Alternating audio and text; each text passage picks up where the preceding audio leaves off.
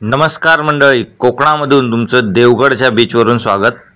तर मंडळी, आपण आता समोर पाहताय ही बोट समुद्रात मच्छीमारीसाठी घेऊन चाललेत आणि ही कशा प्रकारे समुद्रात बोट नेली जाते हे आपण आज या व्हिडिओच्या माध्यमातून पाहणार आहोत। कारण खूप साऱ्या मोठ्या मोठ्या बोटी या समुद्रात कशा प्रकारे नेल्या जातात हे आपल्याला प्रश्न असतो।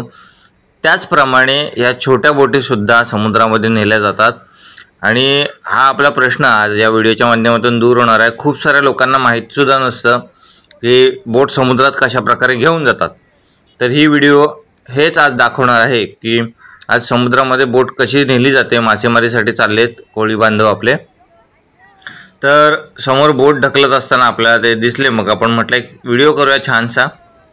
तर ते आता बोट ढकलतील आणि कशा प्रकारे बोट समुद्रामध्ये घेऊन जातील हे या व्हिडिओच्या माध्यमातून आपल्याला पाहायला मिळेल। व्हिडिओ शेवटपर्यंत पहा। चॅनलवर नवीन असाल तर मंडळी सबस्क्राइब करा, व्हिडिओ जास्तीत जास्त लोकांपर्यंत शेअर करा। जरा बघू दे जवळून गो तुझा मुकळा सोन्याचा, जरा बघू दे जवळून गो तुझा मुकळा सोन्याचा। मी डोलकर दर्याचा राजा हाय कोलीवाड्याचा, मी डोलकर दर्याचा राजा हाय कोलीवाड्याचा।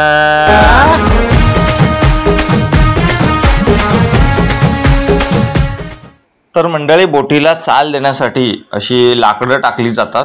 त्याच्यामुळे लाकडं टाकून बोट मागून ढकलली जाते, म्हणजे बोट खाली जमिनीला लागू नये। जमिनीमध्ये काहीही असू शकतं आणि ते बोटीला रुतू शकतं। त्याच्यामुळे मग ते असं लाकडं टाकून बोट सरकवतात आणि लाकडं टाकून बोट सरकवल्यामुळे ती पटापट जमिनीशी कॉन्टॅक्ट न होता डायरेक्ट समुद्रामध्ये बोट ढकलली जाते। तर व्हिडिओ आपण शेवटपर्यंत पाहूया कशा प्रकारे ते बोट समुद्रामध्ये घेऊन चाललेत आपले कोळी बांधव।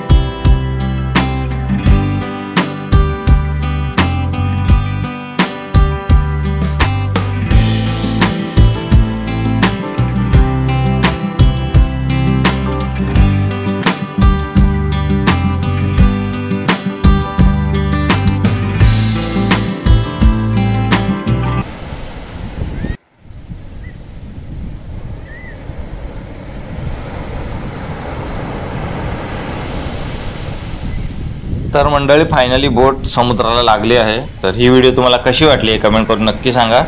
चॅनलवर नवीन असाल तर सबस्क्राइब करा। भेटूया नवीन व्हिडिओमध्ये। तुर्तास तुमची रजा घेतो। धन्यवाद, बाय बाय।